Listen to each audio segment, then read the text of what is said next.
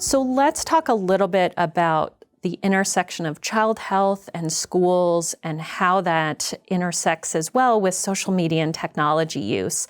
I'll say as an adolescent medicine physician, we have seen a real increase in mental health concerns among our patients, which really peaked during the pandemic. I can share in our adolescent medicine clinic alone, our numbers doubled to tripled, and we're seeing data from around the country that many other adolescent and mental health services just saw such an increased demand. We know that teens are struggling with depression, with anxiety, with disruption of patterns in their relationship building and development due to the pandemic. And we're seeing that come out in so many different ways at school, at home, and even in our clinics. What are you seeing among younger kids?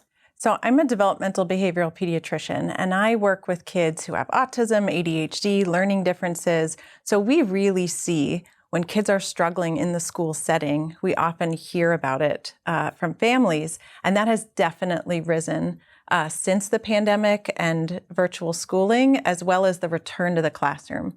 Kids were under a lot of stress from so many different factors, including financial and socioeconomic factors. Their parents are under a lot of stress. There's just been a lot more societal stress and polarized arguments. And I think that kids absorb that. That is natural, that they are kind of watching the world around them and saying, am I safe? And so one of the ways that kids react when they're not feeling safe or they're not feeling understood is either with shutting down or big behaviors. When they show big behaviors in the classroom, that can lead to disciplinary action or suspension. And a lot of teachers have expressed to us that they're seeing kids feel a lot more dysregulated, not having as strong social skills or problem-solving skills, and that this has been kind of across from all the way from preschool up to the high school years. So it's natural for us to wonder what role technology is playing because kids had so much more technology use during the pandemic. We know some of it was pretty positive, that they were connecting with family members or they were watching educational programming, but some of it was not as productive, or research has shown has led to heavier media habits even after pandemic restrictions were lifted. So kids just got in the habit of using videos more, video games, their phones or social media. Now, when it comes to the intersection of social media and mental health in middle schoolers and high schoolers, what are the biggest things you see or that you would want teachers to be aware of? I think that one pattern we see is that there isn't an absolute pattern that every kid is experiencing, which is so true about child development in general. But I think we see everything from teens who really want to keep their phone close and engage in checking behaviors and anxiety-driven behaviors. Are their parents okay? Is there going to be another shutdown? Is there going to be violence? We also see kids who have a hard time self-regulating and wanting to use their phone to calm themselves or to distract themselves.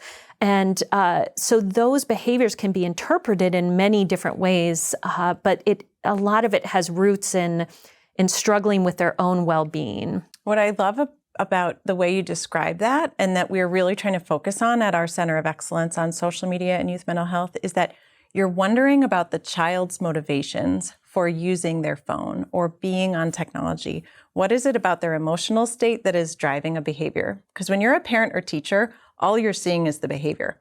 You're seeing, oh, they're checking their phone again, or they're just obsessed with it, or they're withdrawing from me and they're just on their phone. But really, to support youth mental health, we need to wonder about what's going on in that child's mind.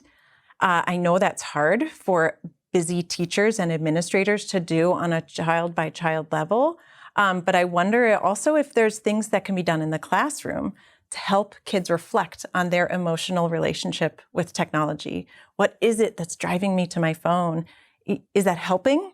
Or did it just distract me and now I feel more lost or disorganized? And what are the places that kids are seeking out online that actually give them really positive, affirming experiences? And which are the ones that sometimes are great, but sometimes feel like a waste of time? So, how can we as adults try to think more about what this behavior means when we do see it, say, in school?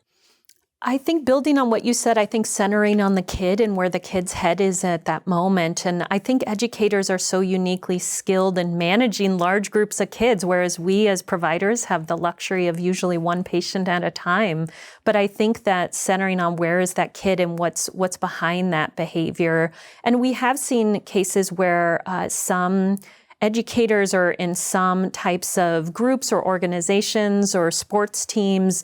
There'll be an open conversation about what are our standards of behavior and how do we want to have some shared community guidelines for how we're going to use or not use these tools. So acknowledging that if the phone's there, there's going to be a compulsion possibly for some kids to reach for it. Not saying that it's all bad or all good, but establishing some community guidelines in some cases can be helpful. But every classroom and every culture within that classroom is different. So this is a unique challenge for educators. Yeah, we recently did a study tracking 11 to 17-year-olds' phones over the course of a week and found that lots of them picked up their phone at least once during their school day, which makes sense. But some kids were spending hours on their phone during a typical school day. And we interviewed high schoolers to ask them, tell us about this. What does this mean? Why are kids on their phone in school? The usual reason was, for my friends, we need to coordinate. I want to keep in touch with them. Kids, it's developmentally normal and adaptive for teenagers. Just like we used to pass notes. Exactly. To want that connection in the middle of your day. It's thrilling, it's fun, it's affirming who you are and who your peer group is. They also told us, though, that sometimes it can be a procrastination or an escape technique if school's feeling like too much. It's like, oh, well, let me just go get a break and look at some TikTok or play a video game because it calms my brain down. One kid said it resets me a little bit.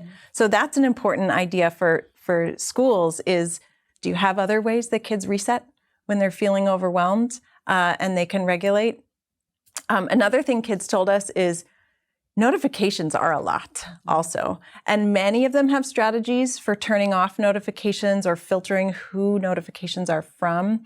But that could be something that classrooms could do too. If you do allow kids to have their phones, having ways to set do not disturb or turning off unnecessary notifications. And if you're a teacher who uses a technique like everyone puts their phone in a bag at the front of the classroom, or there's stricter rules, still use that as an experiential learning opportunity. Like for kids, how did that feel to be away from your phone? Did you get used to it over time? Did you feel anxious about it, and why? I think that these are nice teachable moments. Of course, if you're a teacher who has the bandwidth to think about it, but there are curricula available to give teachers the words and tools to talk about these topics. One thing I really love about the work we're able to do in the Center of Excellence is that I feel like for so long, pediatricians have been trying to solve many of these issues in our silo, and educators in their silo, and coaches or other folks who are so important in the lives of kids are solving in their silo.